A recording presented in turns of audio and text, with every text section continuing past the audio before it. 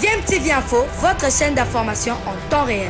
La politique, la santé, le sport, les faits de société, la musique, les rumeurs et bien plus encore.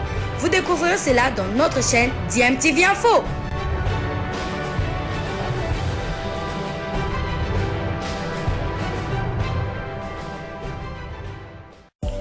Vous êtes sur DMTV, bonjour ou bonsoir, tout dépend de l'heure à laquelle vous nous suivez. Tout plaisir est pour nous de vous retrouver, mais surtout de savoir que vous êtes nombreux en train de suivre votre chaîne YouTube DMTV. DMTV qui vous propose l'actualité, vous propose également des analyses et des réflexions sur des sujets d'actualité, sur des faits sociaux, tout simplement sur des réalités que nous observons ici chez nous en République démocratique du Congo.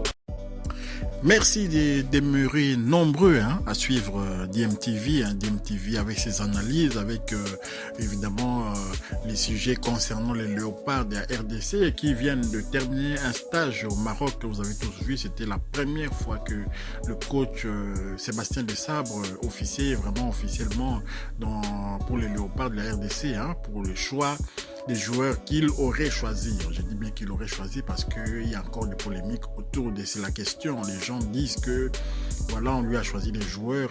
Même lui-même, l'ancien secrétaire général de sport en RDC avait affirmé que voilà, il faut qu'on arrête un peu de choisir des joueurs à la place du coach. Mais maintenant, Sébastien Desabre, qui d'ailleurs va séjourner en RDC, c'est différent un peu de Hector Cooper, lui il va séjourner comme l'avait fait Claude Leroy. Il pourra vraiment bien réobserver notre championnat, suivre de très près tous les joueurs locaux susceptibles de renforcer évidemment l'équipe nationale A de la RDC. Mais le sujet du jour, nous allons parler un peu du niveau de nos adversaires. On va parler un peu de quel genre d'adversaire le Congolais aimerait avoir, parce que on a eu 2 matchs contre le Burkina Faso et contre la Sierra Leone, et les Congolais sont en train de murmurer. Ils aimeraient bien qu'on joue contre le Brésil, ils aimeraient bien qu'on joue contre l'Espagne, ils aimeraient bien qu'on joue contre la France par exemple, la Belgique, etc.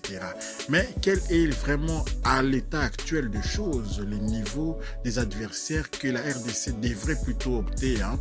Nous sommes en plein renouveau du football congolais. Voilà, c'est les sujets que je vais essayer de partager avec vous. C'est les sujets, mon avis personnel. Voilà, donc concernant justement les adversaires probables de la RDC, compte tenu aussi des résultats qu'on a vus sur le terrain, compte tenu aussi de l'évolution de cette équipe et puis du passé récent de notre équipe nationale. Donc, quel genre d'adversaire devrait-nous opter, même si le nom n'est pas très ronflant? Moi, j'opterais plutôt pour des adversaires un peu plus malléables, du genre Sierra Leone, justement. Sierra Leone, ce n'est pas n'importe qui, parce qu'il y a des Congolais qui ont dit Sierra Leone, Ezali Bambala, Ezali Babouenabo, et ça, je m'exprime en lingala, mais pour dire que c'est vraiment des chèvres. La Sierra Leone ne représente rien du tout. Mais cette formation était qualifiée à la CAN et que nous n'avons pas participé.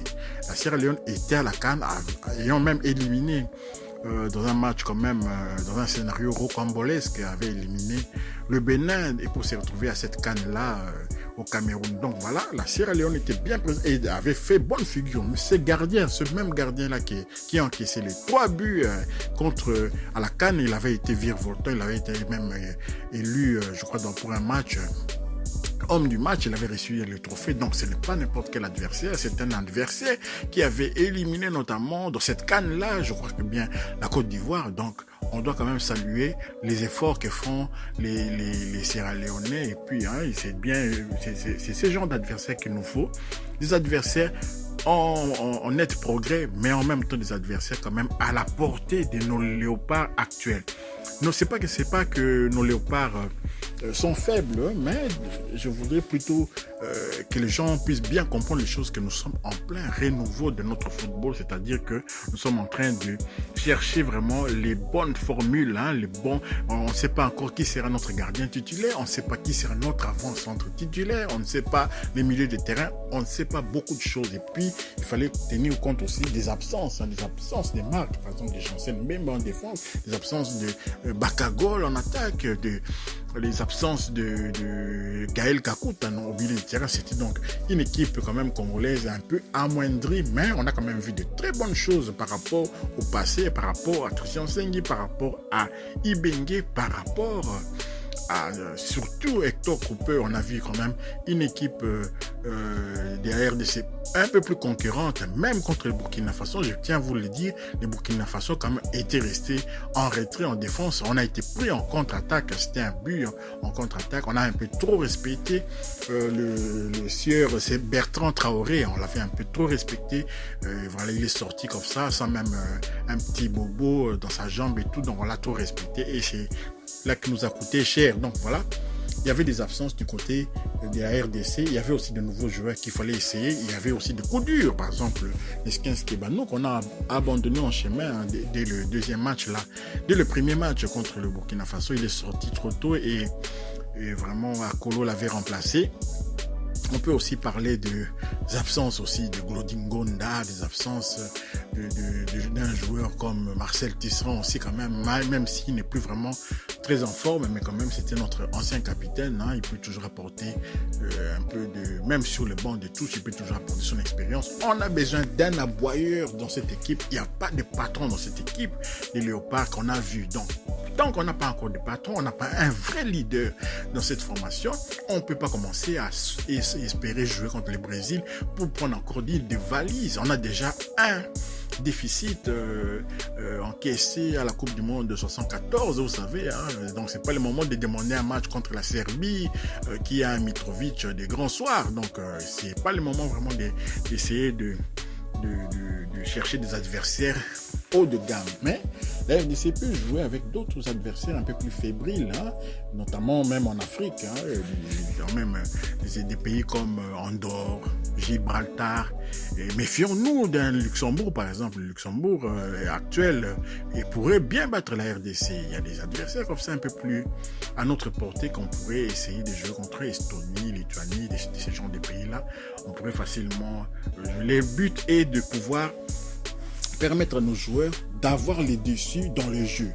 Donc de pouvoir faire circuler le ballon, c'est la circulation des balles qui va nous permettre d'avoir des automatismes. Parce que si nous subissons les affaires, si on joue contre la France, on va subir et on ne fera que dégager. Cela ne va pas nous aider, cela ne va pas contribuer à faire avancer cette équipe nationale. Par contre, si on est maître de la situation, on est dominateur, moralement on est bon, c'est là qu'on peut asseoir de l'homogénéité entre nos joueurs, dans les différentes lignes. Donc voilà, c'est un peu ma réflexion d'aujourd'hui, hein. Cherchons des adversaires à notre portée, des adversaires qui peuvent aussi motiver, des adversaires motivés comme par exemple les pays comme le Comores. Nous savons que ça va être un match très équilibré contre le Comores parce que la majorité de ces joueurs jouent en Ligue 2 française, ils jouent en Ligue en nationale, en 3e division en France, même en Belgique et tout. Donc ce sont des adversaires qu'on doit beaucoup respecter. Vous savez, Selemani qui joue à Courtrai en Belgique, c'est pas n'importe qui, c'est un joueur qui a le niveau de jouer même à Bruges, Anderlecht, Standard, les grands clubs des championnats de Belgique et pourquoi même pas ailleurs. Donc vous voyez, les Comoriens sont souvent en Ligue 2, je l'ai déjà dit, hein. Et donc on devrait se méfier de ces genres d'adversaires, mais en même temps c'est des adversaires à notre portée. Ce n'est pas le Burkina Faso qui actuellement, même en Afrique, est quand même un peu au-dessus du lot. Je vous rappelle que le Burkina Faso avait failli écarter l'Algérie de la course même. Je me souviens de la Coupe du Monde, ou bien de la CAN, quelque chose comme ça. C'était le match, ils avaient joué leur match aller au Maroc à cause de, voilà, évidemment leur stade n'était pas homologué, et puis le match retour en Algérie, jusque dans les arrêts de jeu, un petit but du Burkina Faso aurait pu envoyer l'Algérie en enfer. Donc ce n'est pas n'importe quel adversaire, vous l'avez vu cette équipe du Burkina Faso à la CAN, et donc notre défaite, bon, on peut dire on aurait pu espérer un match nul, même pourquoi pas gagner, parce qu'on a eu aussi des opportunités contre le Burkina Faso.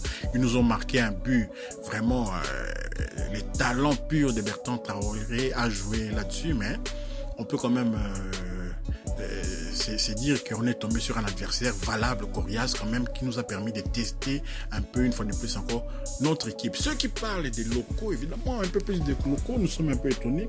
Ces locaux-là qui étaient majoritaires, qui ont joué les CHAN derniers, ils sont où aujourd'hui? Ils sont en Tanzanie et on ne veut plus les prendre. C'est bizarre quand même. Ces locaux-là qui étaient au CHAN justement, on ne veut plus les prendre, c'est-à-dire les Fiston Mayele, les Bangala, les Juma Shabani Wadol, qui je peux encore citer dans le lot. Donc voilà, tous ceux qui jouent là-bas en Tanzanie, on ne les a pas pris, c'est des Young Afrique, mais on est allé prendre Inonga Baka Varane, qui joue au Simba. Et c'est toujours en Tanzanie. Tu vois, on critique les championnats tanzaniens, mais en même temps, on prend un joueur de ces championnats-là. Donc, on a un problème avec les autres joueurs. Qu'est-ce qui se passe? Je ne sais pas si le championnat tanzanien est plus faible que le championnat soudanais où Glody Liverpool est en train de jouer. Donc, voilà un peu notre réflexion concernant ceux qui réclament sans cesse les locaux. Les locaux jouent contre quel adversaire? Les locaux règnent peut-être aussi en Afrique, mais quelle est la vraie valeur de ces pays africains? On a vu les gens être surpris de la défaite du Cameroun contre l'Ouzbékistan. Les gens se disent l'Ouzbékistan, c'est encore quoi? C'est très faible. Mais non, ce n'est pas faible. Tout simplement, si vous prenez ces pays-là, Israël par exemple, si un Congolais va jouer en Israël, on va critiquer, c'est très faible, c'est trop bas. Très bas par rapport à quoi? À quelle équipe, à quel pays? Israël, mettez Israël dans la zone CAF, qu'Israël puisse jouer ces matchs, au lieu de jouer pour l'UEFA, qu'Israël puisse jouer pour la CAF. Vous serez surpris que ce pays-là est capable de gagner quelques CAN. On a l'impression que c'est faible parce qu'on compare Israël avec la France, Israël contre l'Angleterre, Israël contre l'Espagne, évidemment. Mais Israël en Afrique, ça à quel niveau? Le Kazakhstan, ces Kazakhstan-là, tu mets ça en Afrique. Mais ce sont des pays qui sont capables de gagner la CAN. Donc respectons un peu quand même les adversaires. C'est vrai que, justement, on a trop tendance à minimiser à la Moldavie. On a l'impression que la Moldavie, ça ne représente rien. Mais on a une formation moldave, Sheriff Tiraspol, qui est en train de faire des exploits quand même sur la scène européenne. Et d'ailleurs, il y a un joueur Mazembe qui a joué là-bas, c'est-à-dire, comment il s'appelait, je crois...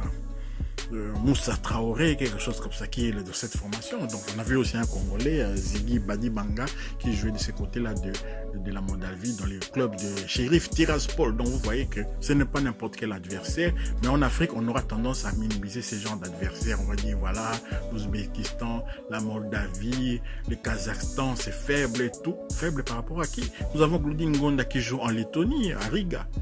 Et ces Lettons-là ont l'habitude de jouer aussi sur la scène européenne. Donc voilà, ce n'est pas n'importe quels adversaires. Si nous les mettons en Afrique, croyez-moi, ces pays-là seraient capables de gagner des CAN, se qualifier pour le Coupe du Monde, pour le compte de l'Afrique. Donc voilà ce que je voulais dire à propos justement de ces stages, la vie personnelle de DMTV. Les thèmes étaient, est-ce qu'on doit opter pour des adversaires de haut niveau, de très haut niveau, ou bien prenons l'adversaire qui est quand même à notre portée, de manière à pouvoir asseoir une cohésion entre nos joueurs, parce qu'on a un grand problème de cohésion, on a un grand problème de classement de l'équipe de base qui va débuter les rencontres.